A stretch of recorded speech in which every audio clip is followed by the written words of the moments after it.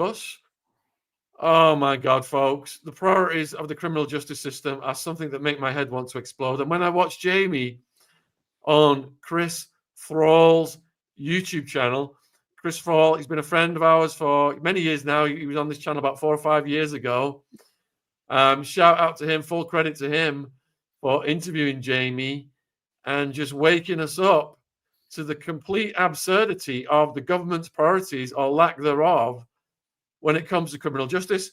As you guys know, we've interviewed grooming gang survivors, various survivors, and it seems like the cops don't give a shit when it comes to these people. Yet, under Starmer's Britain, you can now do a Facebook post and they will spend tens of thousands, if not hundreds of thousands of our taxpayers' money criminalizing you. But before we get to all that, Jamie, let's set the table a bit before we get to what happened to you, because some people might be like, well, he may have said something, he might be a horrible person, may have said something criminal, he deserves what he's got coming. But let's just go back to earlier in your life, please, and let's give the viewers an understanding of what kind of person you are. And before we do so, all of Jamie's links are in the description box below this video, his Facebook, etc. And he's campaigning on this. So let's support his important work. So Jamie, thanks for coming on, man. And let's let the viewers know, what was it like for you? Where did you grow up? I grew up in the Rhondda Valley, mate. It's just about 15 miles north of Cardiff. And quite a strong community around here. We've always had that type thing. And yeah, really kind of close-knit. So I was lucky in a way because when all that happened to me, the community really got behind me because they, everyone kind of knows each other around here. So most people know that the type of person I am. And they just thought it was absolutely ridiculous. And they just felt sorry for my family. And yeah, it was a bad time. And so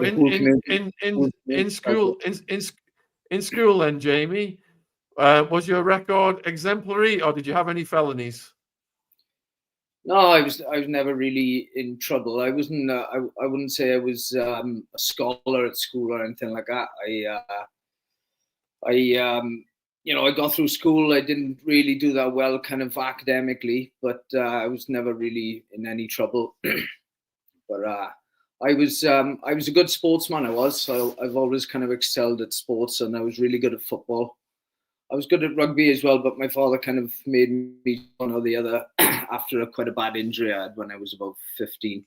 And I chose football because I was really good. I'd signed for Man United when I was 14. I was schoolboy forms, so I was up there every weekend on all the school holidays. I was played with some of the first team players that have gone on to play in the first team. Wes Brown was in my team.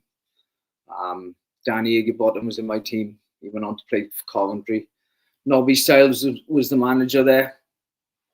So yeah, I was just very good at sport, and that's I think really I just concentrated on sport. I didn't really I think going back now, there wasn't so much of it then, but I think I had a bit of ADHD and I wasn't a very good reader, so I fell behind a lot of my schoolwork.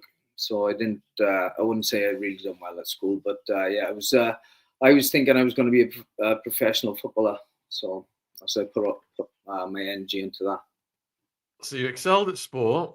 You had this great goal to become a professional footballer or soccer player for our American viewers. And then as you were leaving school, what was your next move? Well, I didn't quite make it at Man United, and they released me. As they released me, I had quite a bad injury, and I was out for a while. But then I ended up signing for Oxford United, and so I done an apprenticeship footballer. I was an apprenticeship footballer with them, and the manager I signed under he had transferred before I had a chance to play for him, and the new guy came in. I didn't get along with him, so I transferred again into Cardiff City. And I got myself in the first team there. I had a game there. And again, I didn't have much luck with injuries. I was out for a good few months towards the end of the season. And they didn't quite offer me what I wanted at the end of the season. So I ended up leaving there I had an opportunity to go and play in New Zealand because my father was... he was quite a good football coach at the time, and he met a couple of coaches from New Zealand, and they were offering places to go and play for a team over there. So I went over there and tried that, but it wasn't quite what I expected. So I came back. Came back after about 6 months, and I was going in and out of different kind of part-time professional teams locally in Newport. They're actually in the Football League now, but Newport weren't at the time, and Merthyr. And I just kind of got a bit lost, really, because I felt that my professional football dream was kind of slipping away. And a couple of my mates had, a lot of my mates actually had joined the forces at the time. I had a few in the army, a few in the RAF, and they were just really enjoying themselves. And just one day, by chance, I walked past the careers office and walked in there, and I happened to bump into a Marine. And he asked me a couple of questions. He asked me what I was doing, my job at the moment. And I told him I was a professional footballer, or apprentice professional footballer. And he said that "Oh, you're quite fit." And I said, "Yeah, I've been, I'm quite fit. I've always been quite fit." And he said, "Well, why don't you try the Marines?" So he set me up on what's called a PRMC. That's a Potential Royal Marines course. It's a 3-day course. You go away and you just have a taster for it. They put you through, the ropes, or whatever they call it. And I just really enjoyed it. And because I was fit, I kind of excelled as well, and give me a bit of a confidence boost. So I came back, had a bit of a think about it, and then just signed up for the proper thing, and went from there. Then we've done, the Royal Marines is the hardest military training in the world. 30 weeks of infantry training. It's the longest military training in the world. So I think it's up to 32 weeks now. Could you describe some of the training? Any highlights of the training? Any stories? Just being very cold all the time, very tired all the time, and you're pushing yourself to the extremes in the cold, the wet, sleep deprivation, and carrying lots of heavy things on your back, crawling through all sorts of, nasty stuff. Basically it's just pushing you to the limits, so that when you're put in that kind of environment, if you have to go to war, then you've already experienced the toughness of it. So they put us through some very tough things, and I did come out a different person the other end. I was really glad I did it, because I was a bit green going in there. I didn't really know anything about, some of the guys I knew who were in the cadets beforehand, or they'd done kind of a bit of training towards it. And I couldn't even iron before I went in, so I had a big shock. It was a big culture shock to me. In fact, in the first week, I wanted to come home, but I stuck it out, and I'm glad I did. I ended up passing out as an original, because it goes in stages of 2 weeks. So if you fail that 2 weeks, you go back, and it's called going back trooped. And I passed everything first time, so I passed out as an original. I think it was about 57 who started, and overall who came through the troop, there was over 100, and I was one of the 11 that finished going through first time. And like I said, I've always been very the PT medal, so that's all the best times for all the tests. So you got the commando test, and the obstacle course, the Tarzan course, and the endurance course, and the other tests are done as a group. So I had the all-round best fitness award. Got a lot of people in the chat saying thank you for your service, including Claire Alice, and coming on and sharing the story with us. I've got a question about when you get pushed to your limits then, Jamie. At this young age, imagine you're back there now, you're getting pushed you're at that moment where you're pushed to a limit. Are you rethinking getting involved, or are you thinking this is for me, I can take this? Say that again, sorry, Sean. So, you said you get pushed to your limits. Mm. So Yeah. imagine you're in your training, you're pushed to your limit on an occasion. What's going through your head at that moment when you're at that limit? Are you thinking, maybe I shouldn't have engaged in this? I don't know if I'm cut out for this. Or are you thinking, I love this, I can handle it, I'm going to keep going? I think in the beginning it was just a culture shock where you get in there and you get given a number and you get called. You got to memorize that number, and you basically are that number for a bit. And they kind of take the person away from you, and you're getting shouted at a lot. And it's like you're back being a kid again. And I remember the time I had curtains going in there, and they shaved that off straight away. It was just like, what can I say? Yeah, just like you had all your kind of rights taken away, basically. You could quit, but I didn't want to quit. I've always really fancied a challenge, and I was loving all the fitness stuff, but it was like it was like you had your freedoms taken away, and for that short period of time. And it was a bit of a culture shock. That's what hit me the most, because I was managing the physical stuff, but it was the cold that was the hardest, and the sleep deprivation. That's nothing to do with fitness, but I suppose it is mental fitness in the end. That's where you get your mental fitness, because you just got to keep going, and you got to keep concentrating, and you got to keep it's that mental kind of strength then that they build into you then. What would you credit with keeping you going through it? I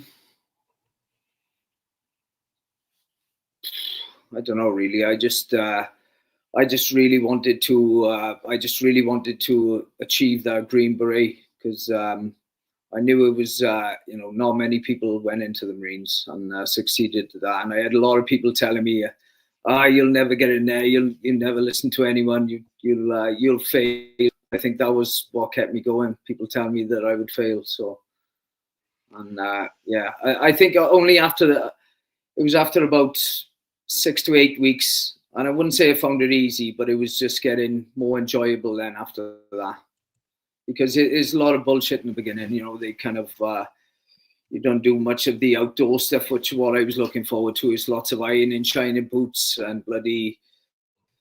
Even when everything's perfect, they come in and they just rip it all apart, say it's not good enough, and then it's like just trying to mentally break you. So that was quite tough in the beginning, but once I got into all the kind of action stuff, running around in the woods with guns and bloody the kind of just playing army like you was when you were a kid, then and learning all the the skills, all the weapon drills and stalking and all the good stuff that came later on, and that was a lot more enjoyable then.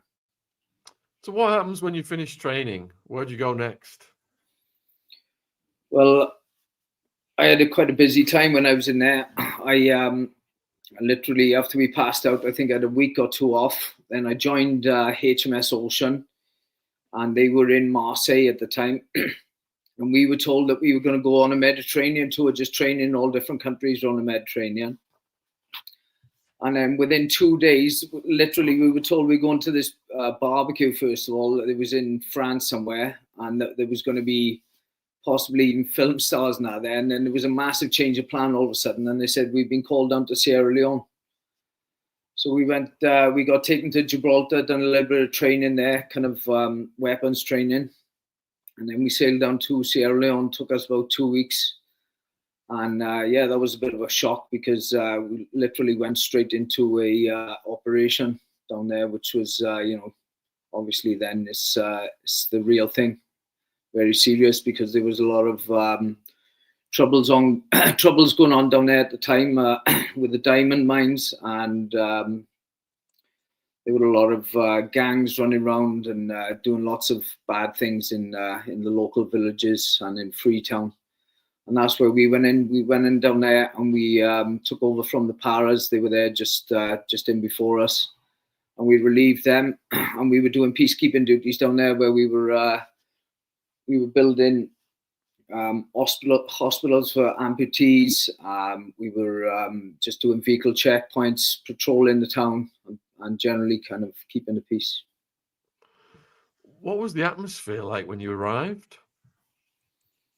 Yeah, well, it was like I said, there's a lot of bad things happened. These gangs were coming into the town, and they were coming in with machetes, and they were really kind of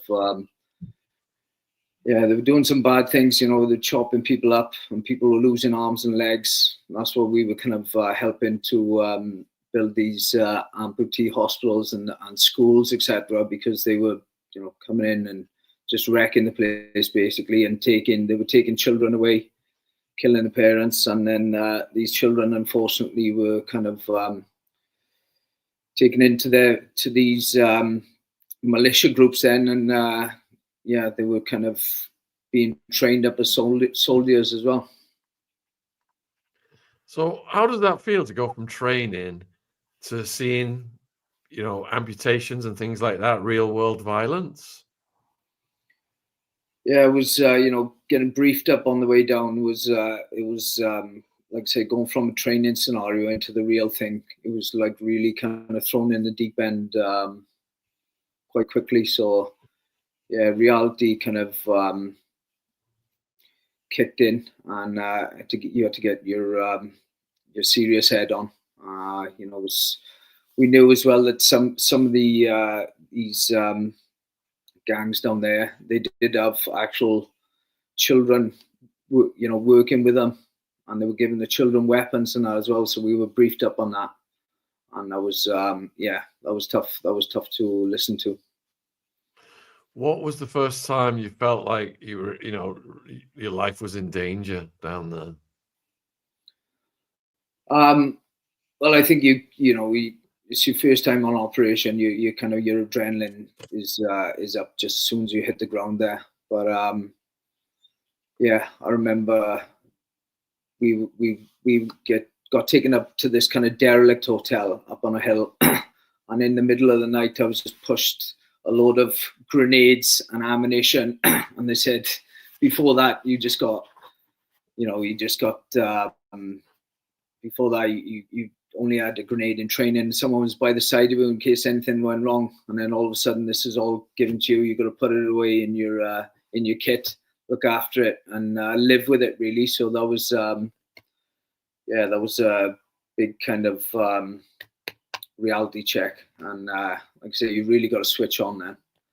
And but luckily down there, we never had to fire our weapons when I was in Sierra Leone. We patrolled the towns. We never really seen any trouble. The trouble had come and gone by the time we had gone there. We were just keeping the peace. So like I said, we were doing patrolling, vehicle checkpoints. And I actually went back. I think we were there for about 6 weeks. Went home, had a bit of a break. Then we went on another Mediterranean tour. And we got called back down there again because these gangs had come in and done the same kind of thing again. And we done the second time we went down, we came in done a beach landing, which was the first one since the Falklands War, and it was more of a show of force. So we were coming in on helicopters and fast roping down, and we had the landing crafts couldn't come and landing on the beach, and we just landed there. Then we got taken into the jungle, and we done a bit of jungle training, and we just done another show of force then when we were in the jungle, which was quite near to where they were, just to show them our capabilities of what could happen to them if they kind of did these things again, because we really needed to send them a message then. But again, never had to fire my weapon at anyone. They had fled then, and they had gone back to wherever they came from. Got a question from one of the viewers, from Claire. Thank you. Do you know whether any of the amputations were witch doctor related? Kind of like, or did you ever see any paranormal or demonic activities down there? No, like I said, I never seen anything happen in front of me, but we'd seen plenty of amputees there, on crutches, and people with missing arms and stuff like that, and children as well. So it was it was really sad. They were quite poor there. A lot of people begging for food and that. We were giving them bits and pieces of our own food, but yeah, it was really run down third worlds. There were lots of living in shantytown shacks and places like that. Lots of kids wandering around on their own. It was it was a bit of a culture shock. I've never been anywhere like that before, so it was a real world experience for myself. And how old were you at this point of the story? I would have been 20. 20 Okay. or 21. I joined when I was 20. And yeah, no, 21. 21, yeah. And where did they send you to next? So that was the second time I went to Sierra Leone. After that, then I'd done a tour of Northern Ireland. Sorry, I got a dry throat. I'd done a tour of Northern Ireland. We'd done 6 months over there. Again, that was peacekeeping. Never had to fire my weapon over there. We were up in the watchtowers, so doing surveillance and out patrolling in the fields and the towns. But it was quite, it calmed down a lot by the time I was over there. And never had to fire my weapon, never really seen much trouble over there at all. And where did you go after that? We've done a few things in between. I'd done like Arctic training in Norway. That was quite tough. That was really tough, actually. That was, training for kind of the Arctic threat, and done all the cold weather training. So it's kind of like you're jumping in the ice, and we're working in sub-zero temperatures. And they stopped the training at -30, and it was getting up close to there quite a lot, like, and even above there. With the wind chill would be. I've actually damaged my hands from that, and my hands are no good in the cold at all now anymore, because they just got too cold up there, and they've had some kind of nerve damage. But yeah, there was really tough training in that weather, and you're carrying a lot heavier kit as well, because you got to carry tents and sleighs, and you're skiing around everywhere. You ski. I didn't know you could ski uphill, but I found out that you could, and that's tough for some of the backpacks are in the ranges of 10, 11 stone, and you're going up and over mountains. And it's difficult to ski. It's not like downhill skiing where the skis are fixed. These heels come off in the Tallymark skis, so it's a lot more difficult, especially with that kind of weight on your back. And if you fall with that kind of weight on your back, you really most of the time you're getting someone to pick you out because you can't even get out the snow. Would you say that throughout your career, the exposure to the cold was some of the hardest moments for you? Yeah, I think so.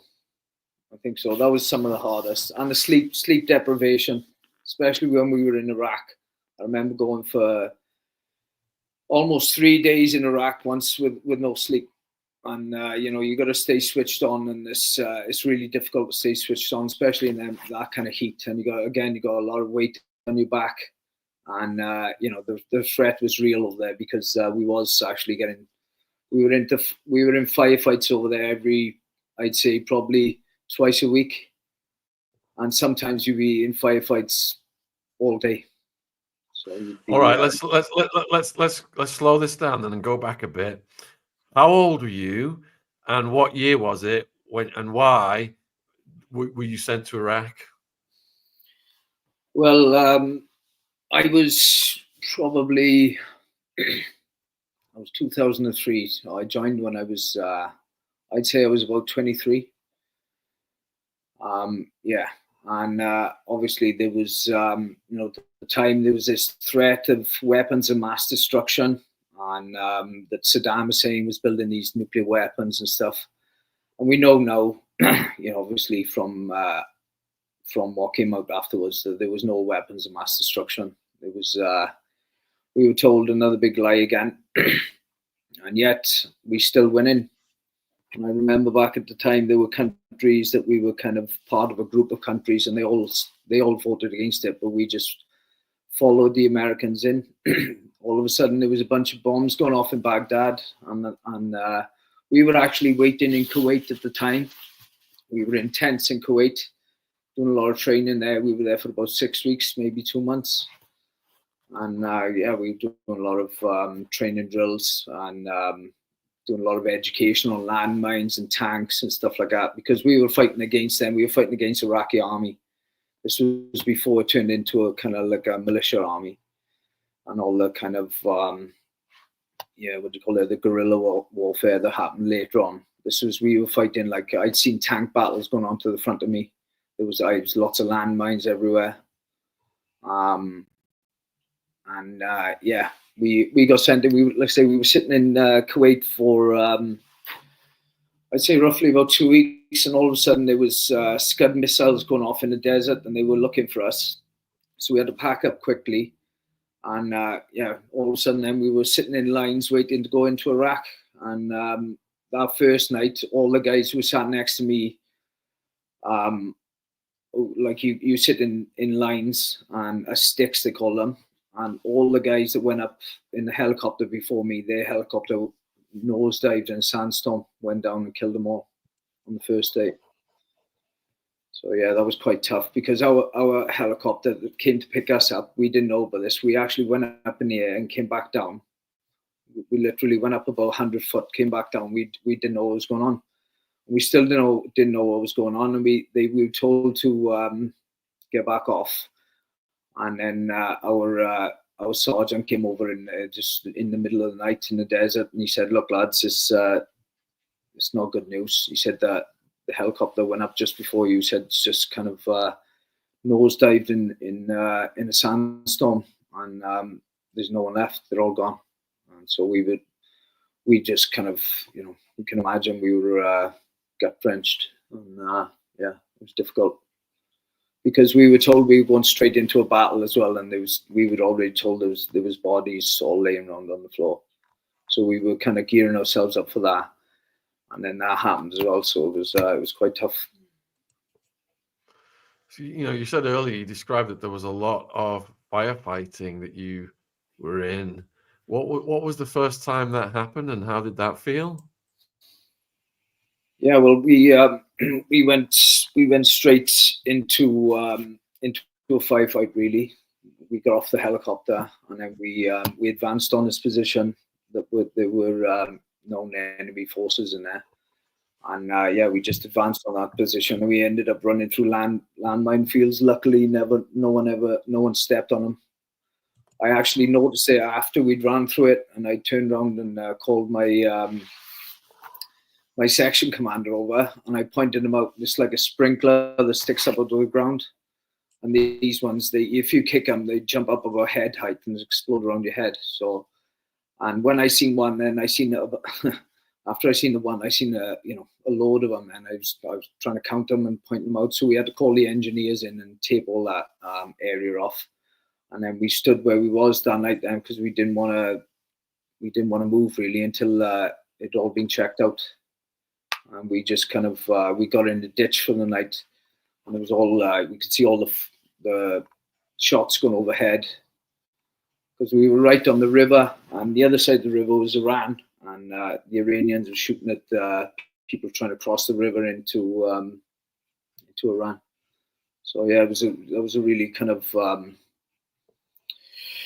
it was another big shock on the first day, because I'd never been shot at before that either. So, like running and trying to duck away from. Were you rethinking your career at that point? Yeah. Well, looks like he's back. Jamie, were you rethinking your career at that point? Yeah, it was. That was a shock. Never been shot at before, and that was a totally different feeling again.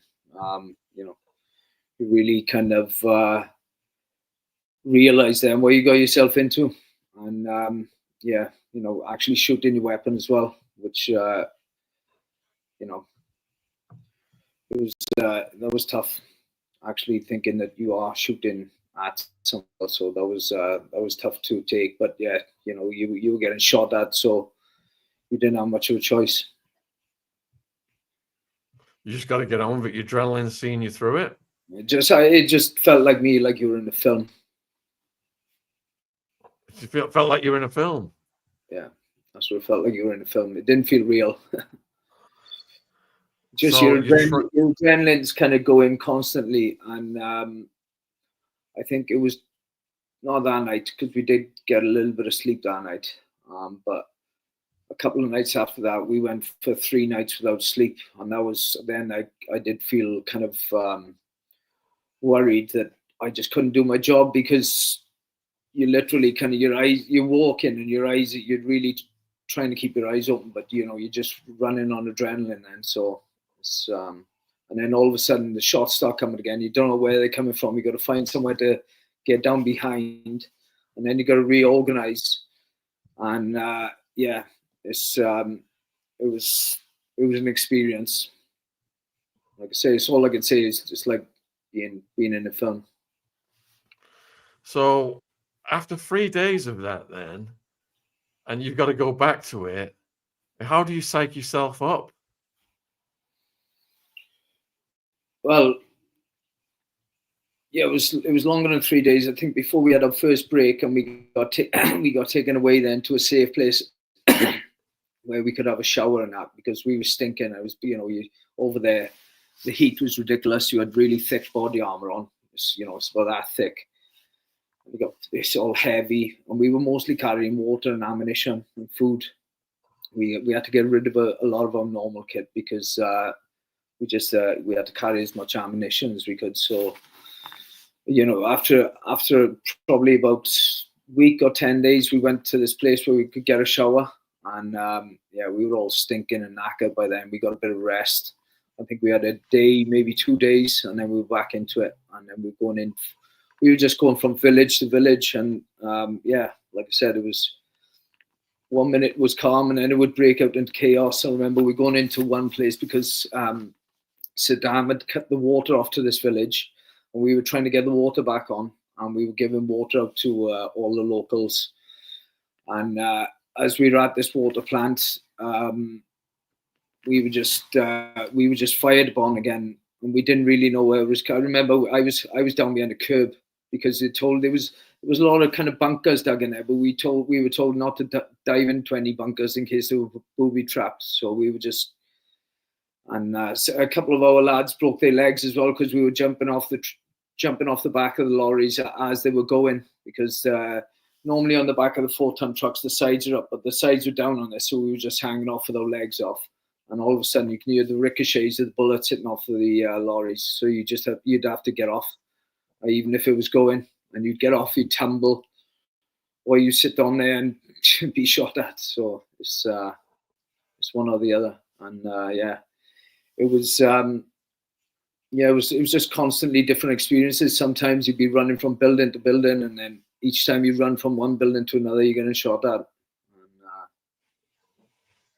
but that the initial war where they actually kind of went into Baghdad and took it only lasted up to about 5 or 6 weeks, I think. So it was over quite quickly, and then we were pushed out into. Well, we took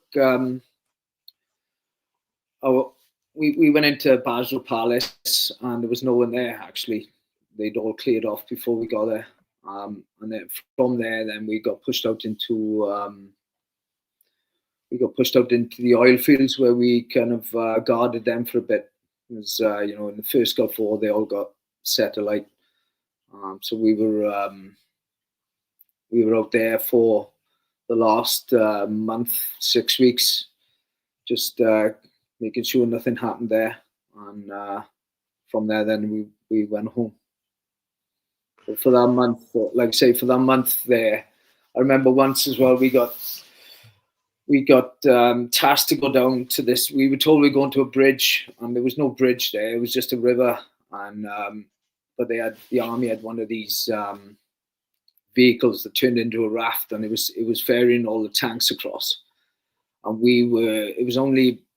it wasn't many of us, and we were told that we were guarding this crossing point, and to the front of us there was a tank battle going on. It's about 10 miles to the front, but you could still see the explosions going on.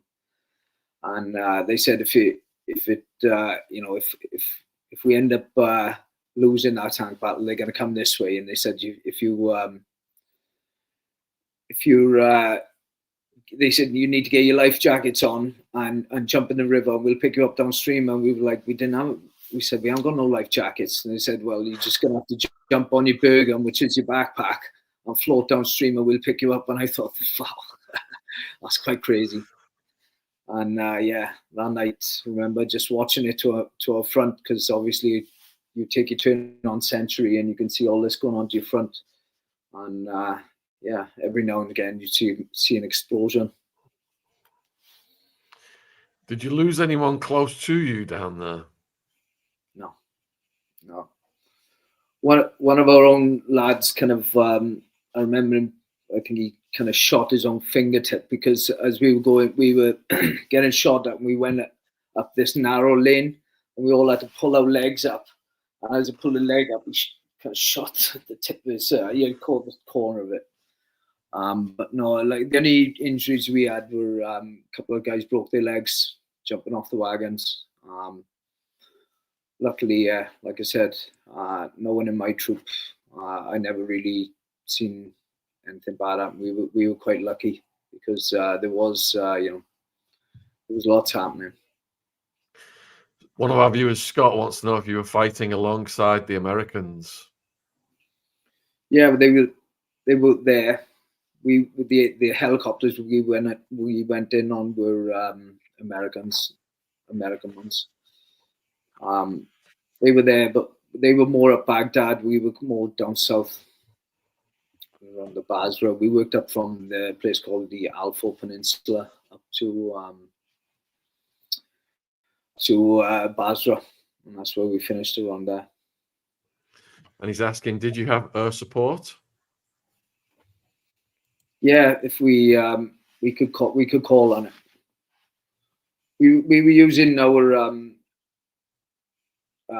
mortar. We called it mortar fire once when we were in an attack. But no, we never called in any air support. But it was there if we needed it. Bailey's asking, did you have NBC attacks? No.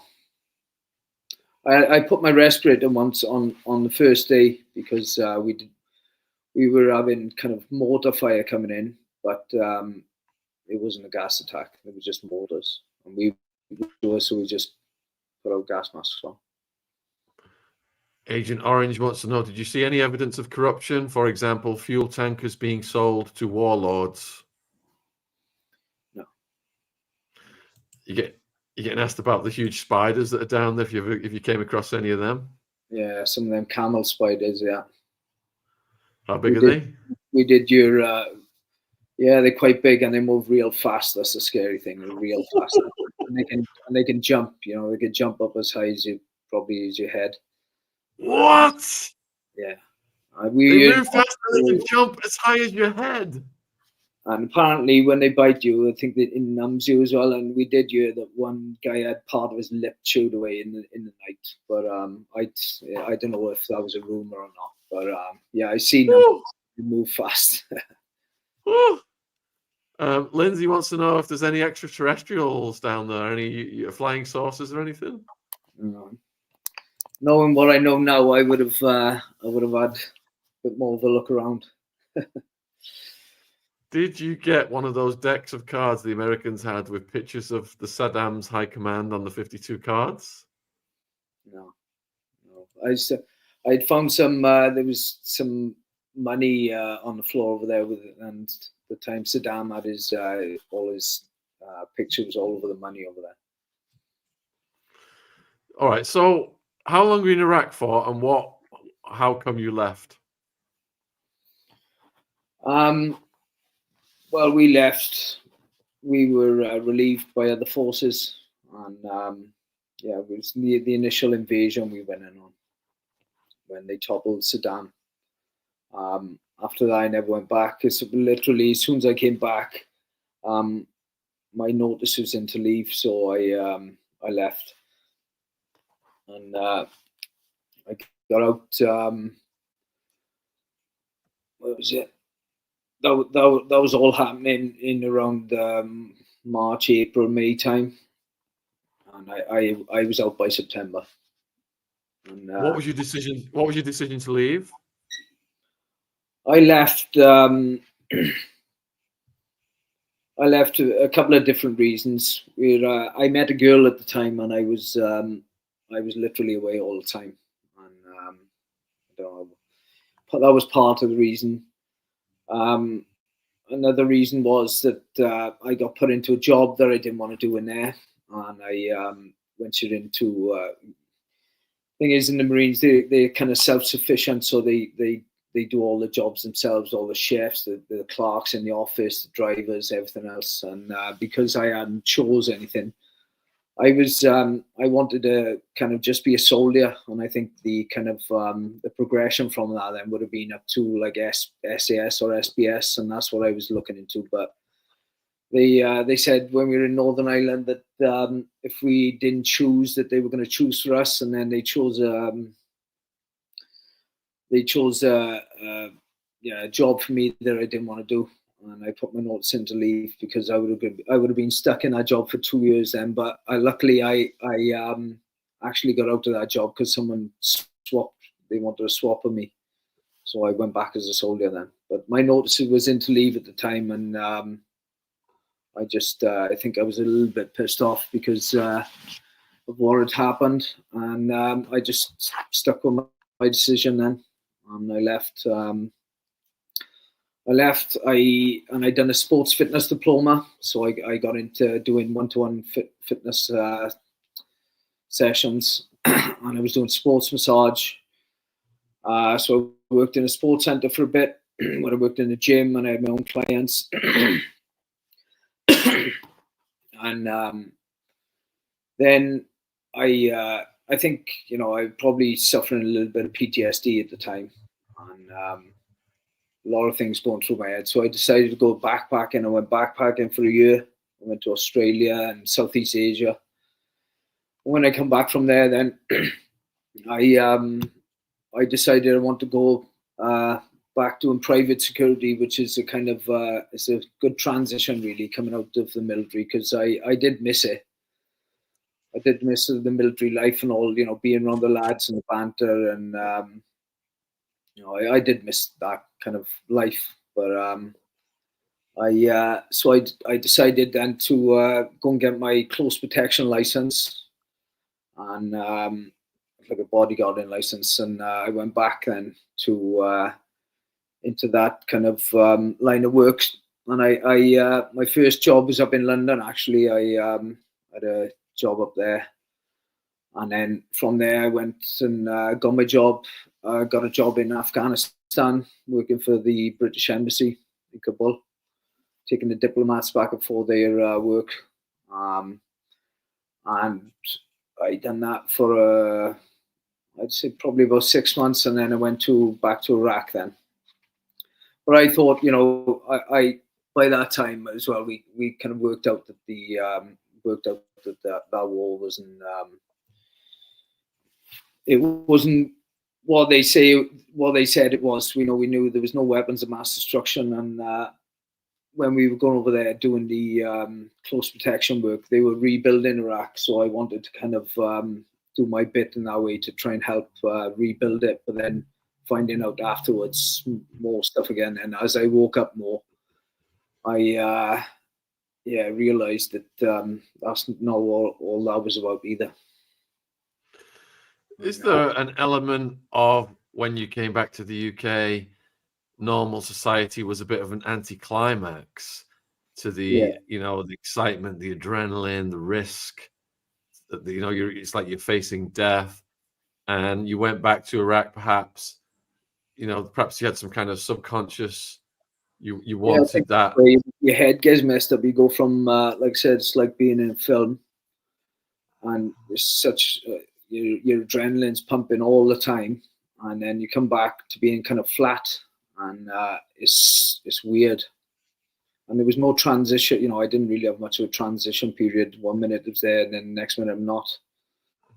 And I'm sat in the gym, and it's all kind of calm and quiet. And yeah, I've always been quite adventurous. I like traveling, and I love being in the outdoors. Like I say, I always like a challenge.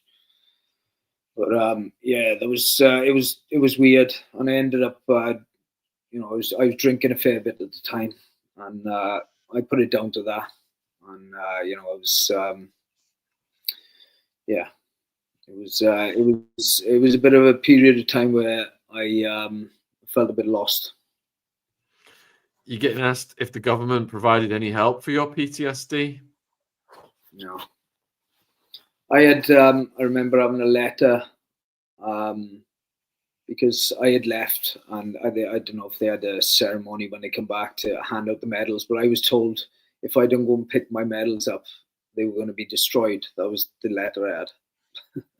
So I had to drive up to the camp where I was before, literally go in a room, said I was there for my medals. They handed them to me, and then I drove back home. So it was a bit for that felt a bit crap. When we went into Iraq as well, they talked us into having these anthrax jabs because they said there was an anthrax threat over there, which I think, again, I think that was a load of rubbish as well. And I ended up having them because I wasn't really awake as I am right now. And even though some of the lads were warning us to say don't have them because they were messing the lads up in the first Gulf War, but I ended up having them. I was a little bit ill after having them as well, and I'm positive. I've got a blood cancer now, and I'm positive this came from them anthrax jabs. So, oh my God, man, that's terrible. I feel let down in that way, and I know a lot of lads who have had cancers as well over my age, who have been in the Marines, and I think it's down to them because there's you can claim for that as well now, but you can only claim if you had them exact same jabs as I had, but you can only claim if you had them in the first Gulf War in 1991. You can't claim, and I've tried to claim for mine. They said no, your claim's not out yet. But it took them 30 years before their claim came through. That's disgusting. All right, so you've got out the military, you've done your massage course, training, you've become a bodyguard, close protection. You've gone back to Iraq. What happens next? So I finished working away in Iraq, and I started doing a bit of anti-piracy work then. So there was a lot of work starting up on the ships with all the kind of piracy that was going on coming out of Somalia. So I'd done that for a couple of years. I was probably started doing that in 2010, maybe 2011. And I'd done that. I'd done about 15 to 20 trips going on container ships, oil tankers, sometimes super yachts, and we were just basically sitting on the ship, making sure to go from A to B without being hijacked. Any scary stories? Any scary stories of during that time? Not really. My first ever trip. That was like I'd never done one of these jobs before, and the guy I was with, there was only two of us on the ship, and he'd never done it before either. And we had what do you call it? Transit ship is like a boat take us out to the ship to meet it because the ship wasn't docked. And when we got on there, we were told that we only had 150 rounds each, 150 bullets each. And I was thinking, wow, that's not much, because normally you should have had at least 1,000 each. So we was like, I was a little bit worried there. Then as we passed, we were sailing up the east coast of Africa, past Madagascar, and on the radar, you could see one of these kind of motherships had launched a couple of smaller ships, and they were heading towards us. And I was just thinking, wow, how long are these 150 rounds going to last? But luckily, our ship was just faster than them. But they were after us, and that was probably the most kind of unnerving part that I'd experienced during that. And the captain, he was a Ukrainian. It was a Ukrainian crew, and the captain had been hijacked before, and after that, he hit the bottle. Put it that way, he hit the bottle, and then the next thing, he's walking around in his pants around the ship, holding a bottle of whiskey, I think it was, and we had to drop him off at the next port because he's lost his marbles because he thought we were getting hijacked again. But yeah, that was you know, it wasn't funny, you know, because he was supposed to be in charge of the ship, but it was now looking back, and it was kind of funny because he was yeah, he'd lost it because he thought he was getting hijacked again. But other than that, you know, there's lots of ships out there that don't have security. So if the drill is, if they come near, you put your weapons in the air to show them you got weapons, and if they keep coming, you got to fire a couple of warning shots in front of the boat. And if they come up real close, then you got to take aim. You got to take aim for them. Or you're trying to hit the engine block out first or whatever. But you know, and you harden the ship up as well. You kind of barbed wire all around the ship and find out where the citadel is and harden that up as well. Lots of welding and stuff going on. And yeah, you get the hoses in place, anything you can do to try and stop them getting on. But yeah, that was the only real kind of and it was our very first time, and even that both of us hadn't done that job before, so that was a bit unnerving. But other than that, it was quite easy, really.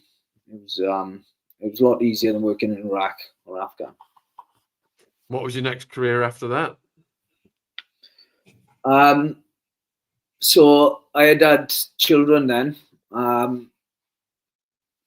had children actually when I started on the boats, and that's why I realised I didn't want to be away all the time, because you know, could be away for anything up to a couple of months at a time. So I came back. I got into working in the gym again. I was doing a few personal fitness training clients. So I've always done a little bit of sports massage, and that's what I actually do now. I jumped into a few different jobs to try them. I was a financial advisor for a little bit. I worked with my old man on the roofs for a bit because he's got his own roofing business, and I'd done that with him and one of my mates who I worked with on the roofs. But like I said, I damaged my hands, so I realised then when the winter came that my hands were no good in the winter. So I thought I can't do that for another, say, 30 years. So I took over the youth club where I am now then, because I'm doing personal fitness training clients in this youth club. And then they had because the place kind of didn't have many people come here anymore, and they said that the place was going to shut down because of funds. And I offered, then I said, look, I'll have a go at keeping it going myself. So I run the club for a couple of years, and I put on lots of different classes here, and I rented out the rooms, and just kept it alive for a 2-year period. Whilst in that time, then we formed a committee at the club, and you know, I handed it over to them really, and they've done a brilliant job now. It's one of the only surviving kind of boys and girls club in the valley up here, and it's thriving really now. But they've done a really good job. The guys have. They've fixed it up. They got good money coming in through rentals, and yeah. So I from there then, when I left here, I started my own massage shop up, and that's what I've been doing since. During COVID, I had a shop on the high street during COVID, but then when they started messing around with them lockdowns, I got out of there. I moved back to my parents' house for a bit because they had a place built down the garden for massage. But then they sold up and they went to Spain, so I came back to this club then where I am now, and I've been here since. And I do massage. I got an oxygen therapy business, and I sell natural supplements like CBD and all this medicinal mushroom stuff. That's quite popular at the moment. And Jamie's Facebook link is in the description box, and I've also just put it in the live chat if anyone wants to contact him about any of that. And Jamie, you've done an excellent job setting the table for the story of the Facebook post. You've given a really good description of your life before it and how you put your life on the line for this country, and you weren't a criminal, and you've been a good, brave guy your entire life, helping the community, helping the kids. And we've got about 30 minutes left before the next guest comes in, so let's get to What the hell happened with this Facebook post situation, please? So we all know what happened last summer with the Southport stabbings, and that really, I got two young children myself, and I'd only just come back from holidays, and I was taking the dog for a walk, and I just done a spur of the moment. I done a video because I wanted to try and I just wanted to try and do something. I wanted to try and get some safety in place because I feared that things were escalating at the time. There's a lot of riots going on. Like there was riots going on before the Southport stabbing incident, and there was a few other things that were concerning me. So I called on the community to get a meeting together, and I actually called on the police, the councillors, the local councillors, and the MPs to get involved as well to implement some kind of safety at the schools and parks. And in there, I was talking about I was referring to illegal migrants coming into the country, and I said that I had my concerns with the unvetted people coming in here because obviously if they're unvetted and you just don't know who you're getting into the country. It could be lunatics, it could be killers, it could be rapists, and we literally haven't got a clue. So that was my concern at the time, and I wanted to basically get something in place before things kind of got out of hand. And so I made that video. I think it was on the 31st of July, and on the 9th of August, I'd had a knock on my home address. I wasn't at home. My girlfriend answered at the window, and there was 5 officers there. She said someone in plain clothes and someone in uniform, but I think she just seen 5 officers. There might be more in the vans, I don't know. But they asked if I was in, and she said I was at work, and they asked them where, and she told them I was where I am right now. And then they came here. She told me on the phone that the police were on their way. Asked her what for, and she said she didn't know. And she said there was a few of them there. So I thought, oh, it's must be something quite serious. I didn't really know I didn't have a clue what it was about. But I went out to because you can't get in this building, you can't just walk in here. So I went out to meet them. And I decided to put my camera on with my phone, and I was at the top of the steps and they were down the bottom as I came out. And I asked them, I said, is everything all right? And they said, oh, there's nothing to worry about. That's what they said first of all. So I walked down to meet them. I filmed their the numbers on their shirts. I said, look, I'm filming you for my own evidence, guys, and for my own safety. And they said, yeah, that's fine. And they said, and they read me the charge, and that I was going to be arrested. And they said, you're getting arrested for indecent racial hatred, which wasn't a charge. It was in trying to incite racial hatred. And I asked them what for. And they said, oh, we'll tell you that when we take you into custody. And I said, take me into custody. I said, for how long? And they said, oh, you won't be long. That's what they said. So anyway, they said, do you mind if I have your camera? And I went, well, no, not really. And I stepped back, and I could see he lunged at me. So I went and put my camera in my pocket, my phone, and then he grabbed my arm. And I said, look, calm down. I said, I'm coming with you. And then they proceeded to cuff me to the rear and chuck me in a van. And I was handcuffed to my rear for 45 minutes in the van, and another 45 minutes while I was at this police station waiting to go into the actual front desk.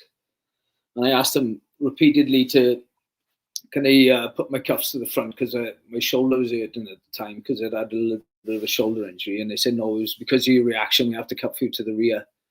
And I was thinking I didn't have no reaction. They would have known if I'd had a reaction, but I didn't give any reaction. I literally put my phone in my pocket. Anyway, they said that the interview was ready for me to go straight into. And when I got to the front desk, they said they read me out my charge, Public Order Act, sections 19 and 21, I think it was, anyway. And they said there was a maximum charge of 7 years. And I was just like, I said, for what? I said, for Facebook posts. And they said, yeah, it's a maximum charge of 7 years. And I was like, I said, that can't be serious. And then they put me into the cell, and I was expecting to go straight into the interview that day, but I didn't till the following afternoon. And yeah, in the meantime, they said, do I want a solicitor? I said, yes. And I couldn't, I didn't know any solicitors. I hadn't been in trouble before then. So I didn't know any solicitors to call. So I had to take the duty solicitor. And he explained to me that he couldn't actually see my video because the video that they'd uploaded to this portal was buffering. And to me, that seems a bit suspicious.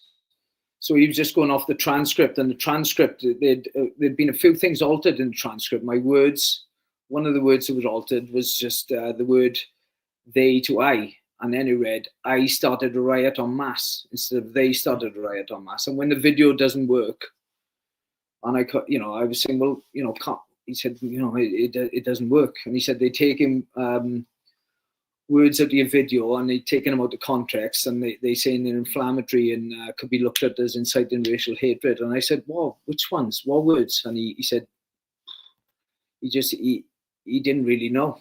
And he said that, he told me that you're possibly looking at terrorism charges. And I was like, what? What do you mean terrorism charges? I said, for what? And he said, and that the bit that scared me, he said that they possibly looking at bringing your girlfriend in guilty by association because she lived with you. And I really couldn't believe it. And at that moment, I thought, right, I'm definitely being stitched up here. This is ridiculous. And I started getting a bit pissed off then. I said, for this fucking video. I said, terrorism charges is absolutely ridiculous. I said, what have I said? And he just kept shrugging his shoulder. He actually said it. Look, he said, if you'd said this a couple of months ago, you would have been all right. And I said, well, what's the difference? I said, we've got a new prime minister, that's all, and a new government. I said, the laws haven't changed. And he just kind of went, and I was just shaking my head. So I went into the interview, and I told him the truth. I told him my concerns with illegal migration and unvetted men coming into the country, and that it's majority men as well. It's in a 75 to 80% men, and I had my concerns with that, and that. And that I was, and I actually in my meeting. So I had a meeting at that point before then. From that video, I'd had a meeting, and we agreed in that meeting that to the next meeting we were going to call a guy from Reform, the local Reform candidate, and that he actually agreed he was coming to the next meeting. So I told him that, and and to be fair, he was a witness. Well, he done a reference for me for my court case as well, saying that he was going to come to this meeting because we as a community had concerns at the time, and we wanted to get some safety in place for the children. And to be honest with you, he was great. He stuck to his word all the way through, and he was there for me. But we didn't actually need him in the end because after I went to the magistrate's court on the Monday then, because they done the interview so late on the Saturday that I couldn't go to court that Saturday, and Sunday the courts are not open, so I had another day in the police station. So it was 3 days, and then I went to the magistrate's court, and he done me a very poor bail application. It didn't sound very good at all, and so they remanded me in custody then after that. And said that they feared that I was going to cause further offences, so I had to stay in jail till. And he convinced me that I should go on no plea, because he said, look, people with similar offences to you are getting 2 to 4 years at the moment. So he said, I think you really need to think about this, because if you get found guilty, you're gonna, it's quite a lot of time you're going to be doing extra. So he's trying to basically channel me into going guilty. But I said, look, I'm not going guilty. And he said, look, go no plea for now and have a think about it. So I went no plea, and even when I went to court, I tried to correct them a couple of times on the errors on the transcript, and not the transcript. They called my video something else as well. They said my video was called "This is what I this is what I think. And they said they named it, this is what I believe. So I don't know where they got that from. I tried to put my hand up and say, that's not my video. And the judge shouted me down and said, this isn't a place for you to talk. So I just sat there then, just kind of shaking my head. And I was looking over to my girlfriend. She had all tears in her eyes. And I just felt helpless. I got taken down to the holding cell afterwards. And he never came to see me, the duty solicitor. So I didn't know what the hell was going on. I was in jail for another 10 days after that. And 10 to 12 days actually before I went to court again, where I needed to make my second plea then. And I went not guilty. And in the meantime, I'd sacked the duty solicitors because they tried to talk me into having a mental assessment, because I told them that I thought all the hate, because they were basically trying to say, it can be interpreted as racist, this can, and this can, and this can. And I was just shaking my head. I said, that's ridiculous. I was just disagreeing with them all. And I said, look, I said, the hate's been created because our country have gone to war with these people over the last couple of decades. I said, they've killed loads of the women and children.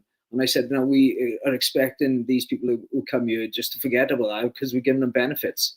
I said, that's where the hate is created. And I said, but the moment we get concerned about it, then you're calling us Islamophobes and racists. I said, it's ridiculous. And that's what he said I needed a mental assessment for. He said, I think you're suffering post-traumatic stress. And anyway, so I took a new solicitors on. They'd done a very good bail application for me, but I made it clear to them the first day I met them, which was the day I was going to court, where I made my not guilty plea. And I said, look, this no plea business is a load of rubbish. I said, no plea is guilty to me. I'm going not guilty. And I said, you need to get that through your heads right now. That's what I'm saying today is not guilty. And they went, okay. And I went in there, pled not guilty. I actually put my bail application in that day because that was the first day I met them. And I wanted them to get a good bail application in. So I wanted them to get a bit of background on me. And I think it was about a week later I went back to court. Well, I couldn't even go into the court, couldn't even go on video link, but they granted my bail application, and I was bailed on conditions of a curfew with a tag. So I'd be in 10 o'clock every night till 7 in the morning. And I wasn't allowed on social media. And if I'd had any kind of smart devices like a phone or a laptop that they wanted to know about that, and if they felt so, they wanted to put some software on there to obviously track and listen into what I was doing. So and then in about September, October time, the Free Speech Union had contacted me because they'd seen that I pled not guilty in the news, and they felt like they said they wanted to try and help me. And I knew nothing about them at the time. I'd actually been recommended them by one of my mates, Mark, or my other mate, Wesley. And they said, look, it's definitely worth a look at these guys.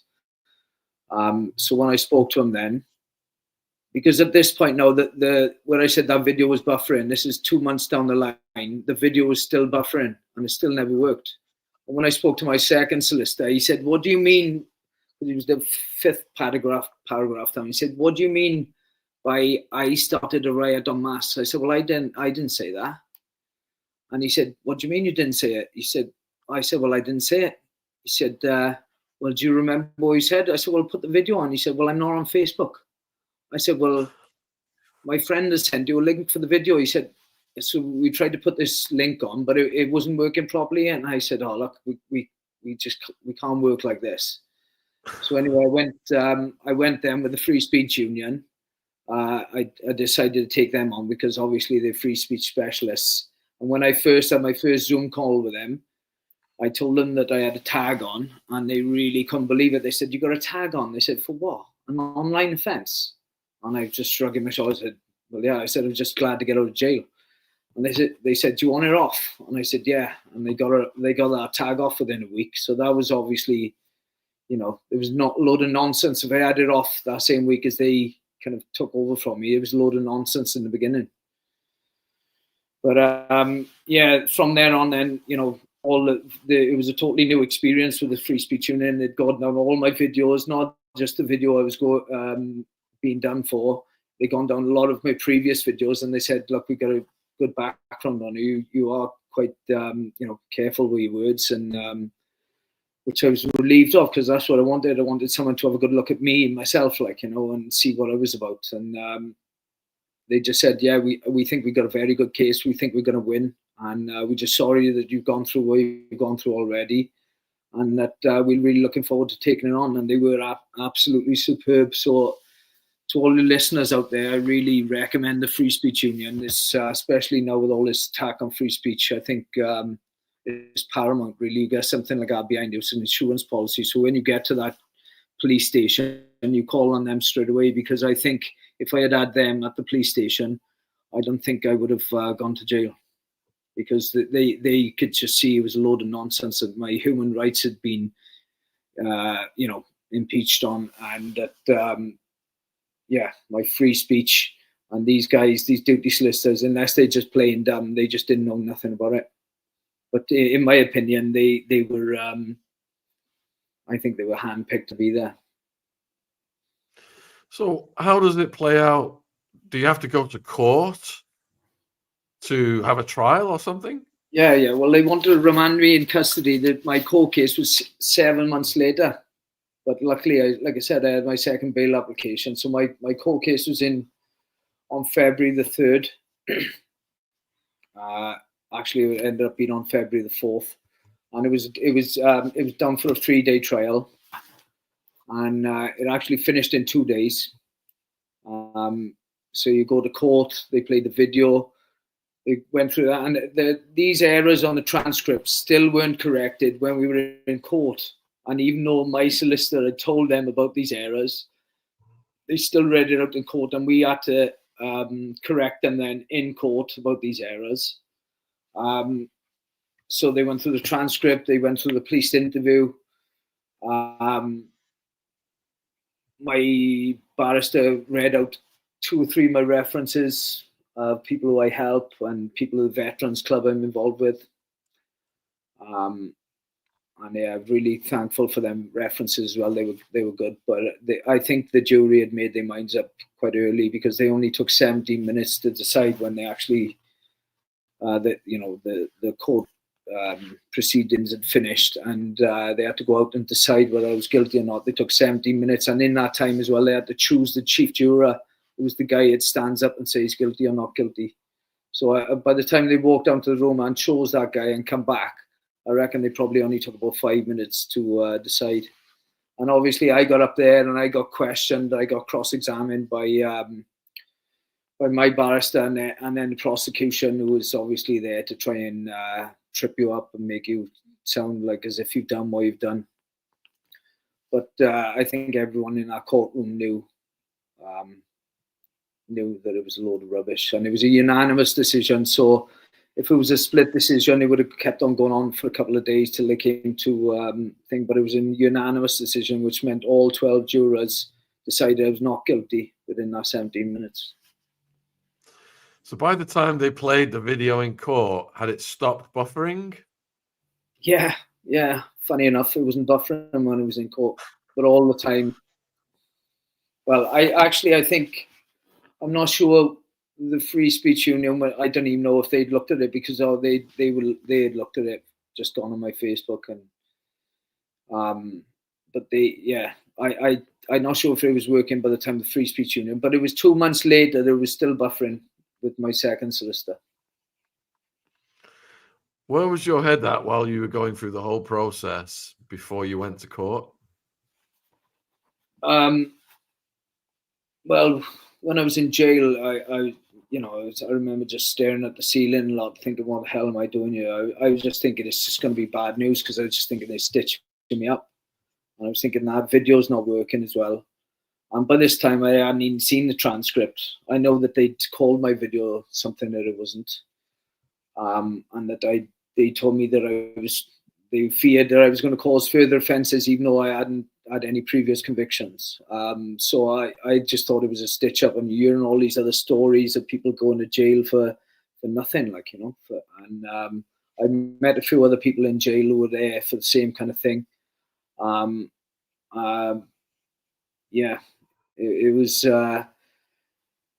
was quite crap, because it was my little girl's birthday as well, and my little girl got she's got some special needs, my little girl. She's in a special school, and that was hard for her. We couldn't tell her I was in jail because I think it would have broke a little heart. And me and my missus, we don't let her out to play because she's just not ready for it. So we are the ones that play with her in the house. So it's just like me and my missus, and I'm there to give my missus a break because she's full on. And to take me away then was quite hard. And my missus said she would find her crying in the bedroom quite a lot, asking what it was, and she'd run out the house every day because as she does when I'm pulling up outside. And if someone pulled up outside, she'd run out, and it wasn't me. And then my missus would be crying because she didn't know what to say to her. And I remember it was her birthday, and she was trying to show me all her presents, and it was the cell phone, and it's not a video phone. And I just had to pretend that I was seeing all her presents, and that actually made me cry because I just felt shit. How long is this going to go on for? And it was the day I got let out was my missus' birthday, and they told me that I was getting bailed about 10:30 in the morning, and I didn't get out till 7 in the night. So I missed my missus' birthday. We planned to go out and have some food in Cardiff that day, but they dragged it out all day. And they were dragging it out, and I was thinking, oh, they've changed their mind. That was making me bloody, think what's going on now. But I got out, and that just felt a bit surreal as well. When I got out, I was just thinking I was sat there in the morning doing a bit of exercise in the yard, dreaming of being outside the walls, and then all of a sudden I was, and it was. But then after that, you feel like you're being constantly watched when you came out of there. And I had a tag on, a couple of times I didn't even realize the time, and then I had to sprint home, just getting in seconds just before the curfew. So yeah, I felt like I couldn't even go out in my back garden. Like once I remember going out because the dog had been barking at someone out there, and I kind of ran out and then thought, shit, and I ran back in quickly. And then I was panicking, thinking that that's going to set the alarm off. And I actually had to phone in that night and say, look, I'd just been out in the garden, didn't realise.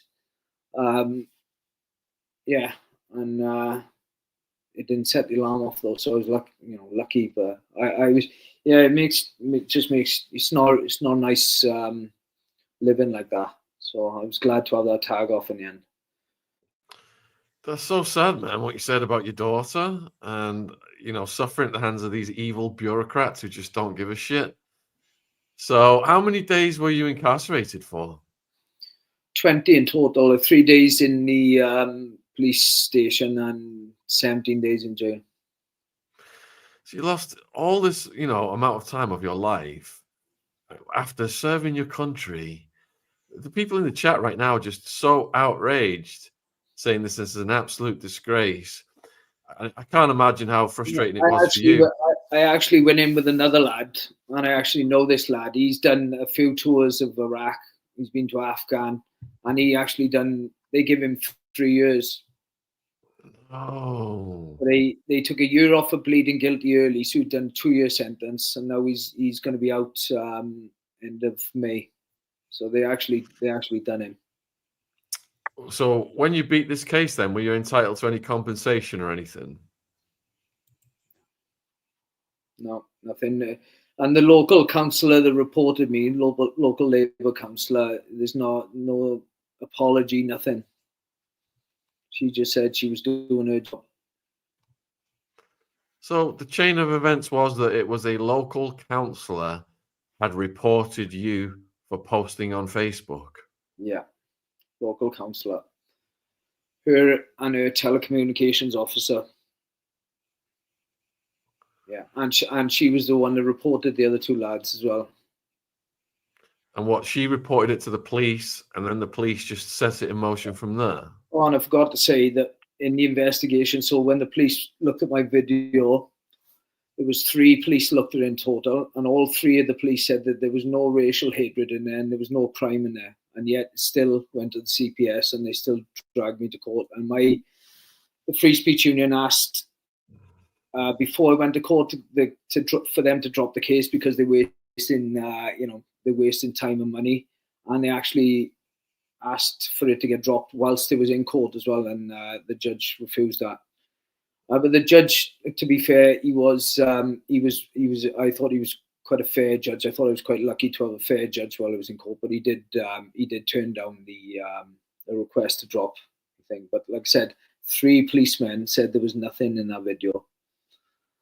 So I don't know how it got to the CPS, and we requested, we requested the communications as well for that. For the communications between the police and the people who reported it, and that got turned down as well. How relieved were you when it was resolved? Oh yeah, it was good. It was a good feeling. So it's just like waking up every morning thinking, how many more days, and then I could be possibly waking up in a jail. So, and I'd had a taster for it, and it's not, it's not very nice. It's and you got a hell of a lot of foreign people in there now, and I didn't tell anyone when I was in there what I was in for, because well, some people knew, but obviously if foreign people find out what you're in for, that can put your life at risk, because you just don't know what kind of nutcases are in there, and there are a few crazy people in there. And it was, like I say, there was a hell of a lot of foreigners in there. So, yeah, it was a nice feeling. I had a good few of my friends came, just my family, my brother and his wife, and my missus was there. A couple of my clients were there, and yeah, it was just instant relief, really. And I just felt like, right, got my life back now, and I'm gonna have to just try and get on with things now. It's been hard financially as well, because they took that I advertised through Facebook. That's what I put all my Facebook posts out. That was taken away from me, so my work had taken a big hit. Plus, I'd had 5 weeks off work. The 3 weeks I was in jail, plus the week I came out, didn't have any appointments booked in, and they took my phone with all my contacts. And the week I was in court. So that was, and say there's no compensation for that, not even an apology. That's terrible. Claire wants to know whether you think this is some kind of operation, and whether there's like a trading going on for votes. We had a guy on called Raja, and he was telling us how there's a political element to all this, whereby there's an incentive where they're giving protection for these gangs in exchange for votes in these communities. Do you have any thoughts on that? Yeah, well, I don't think they've done themselves any favors locally, because everyone hated what they did locally, so they really shot themselves in the foot. But yeah, in England, where the kind of demographics are different, I think so, yeah. And how come they turning down these inquiries and stuff like that for grooming gangs and stuff? What would be the reasoning behind that? Because I've shared a few posts recently and they've been taken down. So there's definitely more to it than they want us knowing about. And I think the truth will always come out in the end. And I think it's sinking in slowly to people that the governments aren't what we thought they were before, and especially this one now is something else, and they seem to be, basically taking everything away from us. Just the winter fuel payments, taxing us into oblivion, inflation's going back on all their promises of the manifesto, ruining us financially, and then basically branding anyone who's got concerns about the situation with the illegal immigrants coming in, calling them all racists. It doesn't matter what kind of dangers are going on. And locally, recently, there's all sorts going on. And anyone who's calling it out now, there's certain individuals out there still calling people racist when, our kids' bloody safety is in jeopardy right now, big time. And there's literally stuff going on daily. And people are, I wouldn't say they're afraid to call it out, because they are calling it out, But then there's still the odd one or two that are trying to say, this is people are just making out more than what it is, and there's basically racist. Then I went and filmed some of the protesters after the Southport killings, and they were just normal guys coming up to me saying they some of them followed my YouTube channel, and they were just concerned about what was happening in their communities. I lived with neo-Nazis for 6 years in jail in America. I didn't see any neo-Nazis or any really problematic people at these demonstrations. They were like concerned citizens. You're getting asked here then, the other guys who were in the jail who were on these similar charges, how long did they spend incarcerated? they're still in. Still in. Yeah, they both got given 2-year sentences. They actually give them 3, but they took a year off because they've pleaded guilty at the first opportunity, so they get given a 2-year sentence. They're still in. Jamie, everyone's minds are blown by what you've been saying here this evening. We've just got a few minutes left before the next guest comes in. Jamie's Facebook links in the description if you want to reach out if you've got any unanswered or any more questions. And I've just put it in the live chat as well.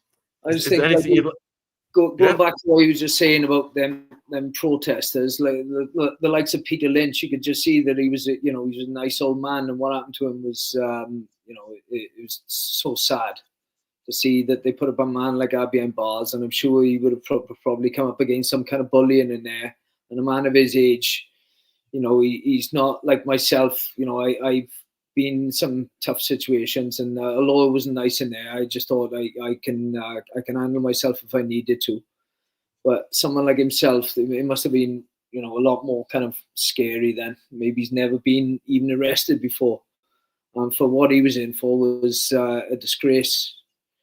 And I'm sure there's a lot of other people like that in there as well.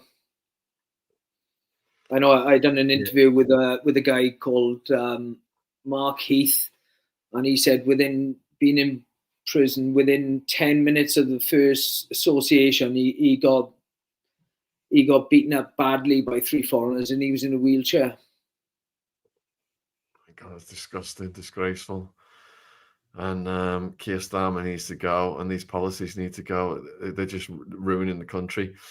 Look, Jamie, huge thank you for coming on, man, and thank you to Chris Thrall as well for connecting us. Yeah, and I would recommend people go to Chris's channel. You can watch Jamie's interview over there, and he's got a lot. Chris does a lot of work. He was a Royal Marine who ended up clicking up with the Triad Mafia, was the original podcast we did with him here. Some of you more recent subscribers may not be familiar with Chris's story. I'll get that link in the description. But I would urge people to go to Chris's channel and support his important work. He does so much work with ex-military, and he does a lot of work, charity work, raising money for the communities as well. So we salute Chris Thrall, and we salute you as well, Jamie, man. So I'm gonna let you go and close the show, but keep us updated, and keep up the great work you're doing, my friend. Yeah, thank you, Sean. Thanks for reaching out, and I appreciate you asking me to come on the show. And yeah, thank you very much. All right, take care and cheers. All right, viewers, thank you for tuning in for this one. Stay tuned. We've got Lionel, ex-US prosecutor, coming in next on the mysterious crash into Virginia Guthrie. 70 miles an hour bus hits her car, and she's saying she's been told she's got 4 days to live. We're all praying that is not the case. But we're going to discuss this insane situation with Lionel. So I'm going to end this stream, and we are going to go over to Lionel right now. So stay tuned, folks. This video will transfer you over